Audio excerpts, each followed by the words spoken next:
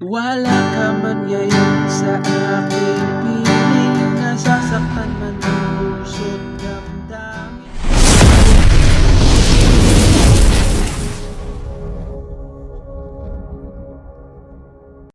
Hello mga ka-idol! So ngayon meron na naman akong ituturo sa inyong panibagong kanta. So napakaganda ng kanta na to, medyo old song nga lang siya, no? So yung title pala nitong kantang ituturo ko ngayon ay yung Ika'y Mahal Pa Rin by Rockstar. So itong ituturo natin ngayon ay yung easy version niya lang, okay? So easy version lang to. Meron lang siyang isang pirasong bar chords lang, isang piraso lang, promise. Pero alam ko namang kayang-kaya niyan. So, dito muna tayo sa kanyang strumming. Okay, yung strumming pattern natin is ganito.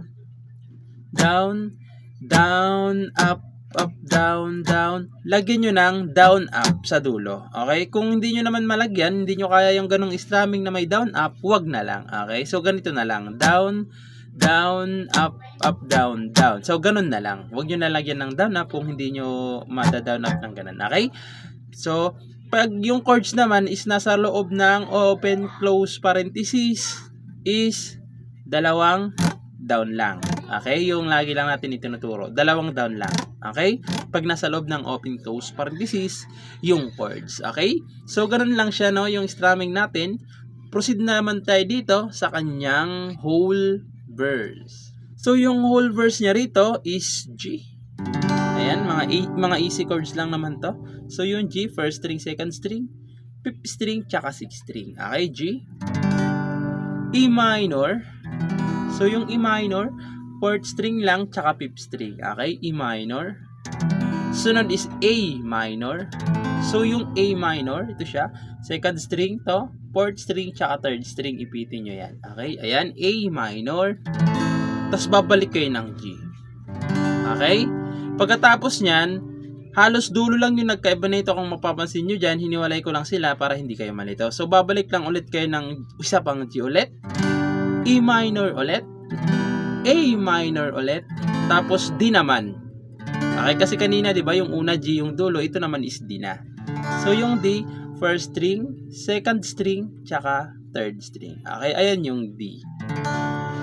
So, sasampulan ko naman yung kanyang verse para mas maintindihan nyo kung paano siya tugtugin. Okay? So, ganito naman siya kapag tinugtog. Kailangan ba na magwakas itong pag-ibig? Bukas kaya'y wala ka na sa aking isip. Ulitin nyo lang ulit. Hindi mo ba naaalala ang mga kahapon?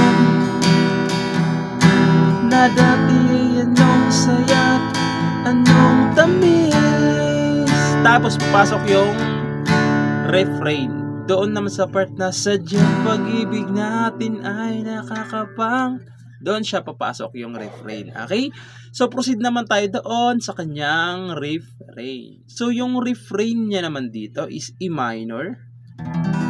So, yung E minor, hindi ko na lang ituturo yung string na naituro ko na, no? Para mabilis lang tayo. Okay? E minor. B minor. Ito yung sinasabi kong isang pirasong bar chords. Okay? B minor. So, yung B minor, sa second fret, nakabar 1, 2. Okay? Nakabar siya dyan. Sa third fret naman, second string. Ayan. Sa fourth fret naman, fourth string, tsaka third string lang. Okay? B minor. Tapos pupunta kayo ng C.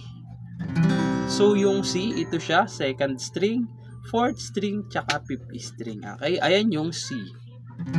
Tapos pupunta kayo ng G. Nasa loob na ng open close parenthesis. Tapos D, na nasa loob ulit ng open close parenthesis. Okay?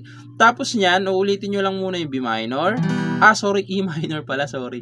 E minor, B minor, C, tapos D. Okay? Kasi kanina ay may open close parenthesis, di ba? Ngayon wala na, tapos wala na yung G. Okay? So, sasampulan ko naman yung kanyang refrain para mas maintindihan niya. Okay? Refrain pala to guys, refrain. Nakalimutan ko lang. So, ganito naman siya kapag kinantahan sa refrain.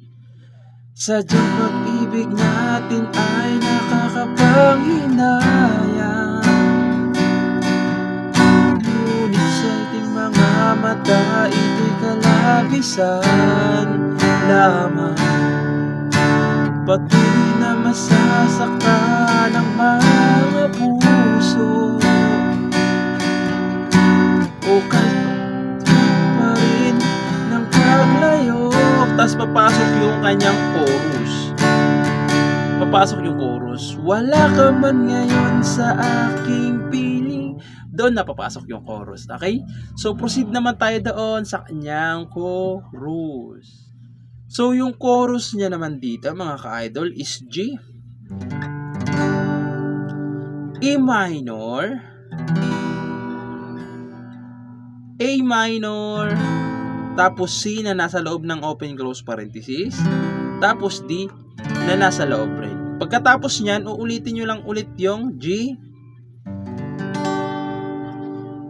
Bali 2 times pala, sorry mga ka-idol. 2 times. 2 times nyo gagawin yung 5 chords na yan. Okay? 2 times nyo palang gagawin. Sorry na, okay? Hindi ko napansin. 2 times nyo gagawin yan. Okay? 2 times nyo gagawin yung G, E minor, A minor, C na nasa loob ng open close parenthesis, D na nasa loob rin. Okay?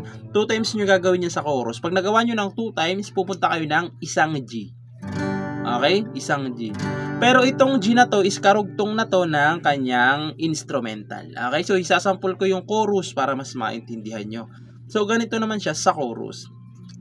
Wala ka man ngayon sa aking piling, nasasaktan man ang puso't damdamin. Uli sa'yo na aaminin, ika'y mahal pa rin. Isa pa, at kung sakali na muling magkita at madama na mayroong pang pag-asa, hindi na dapat natin pang dayain. Hayaan natin puso ang magpasya. Tapos instrumental na yung G, ha? Okay? Instrumental na yung dulon G. Okay? So yung instrumental naman, tulad ng sinabi ko, ayan nakalagay dyan, kasama na tong G. Okay?